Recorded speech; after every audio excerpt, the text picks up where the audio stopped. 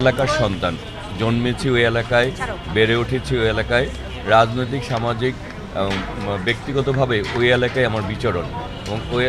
ঢাকা নয়ের সাথে আমার একটি আত্মার সম্পর্ক রয়েছে এবং ঢাকা নয়কে আমি ভালোবাসি এবং ঢাকা নয়ের তৃণমূল থেকে শুরু করে সব পর্যায়ে আমাদের ওই এলাকার যারা ভোটার তাদের সাথে এবং সামাজিকভাবে রাজনৈতিক সব জায়গায় আমার একটা বিচরণ অতীতও ছিল, এখনও আছে। এবং ওই এলাকার মানুষের কী সমস্যার সমাধানের আমরা কি উপায় বের করতে হবে সব কিছু নিয়ে আমরা আসলে তৃণমূল পর্যায়ের সাথে আমাদের একটা যোগসূত্র আছে।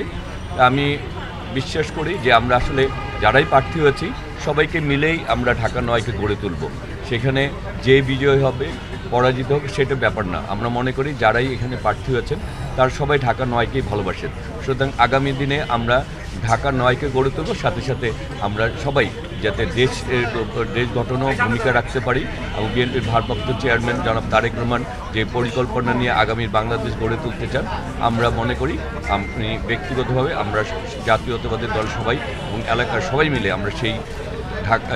আগামীর বাংলাদেশ গড়ে তোলার আমরা সহায়ক শক্তি হিসেবে কাজ করি।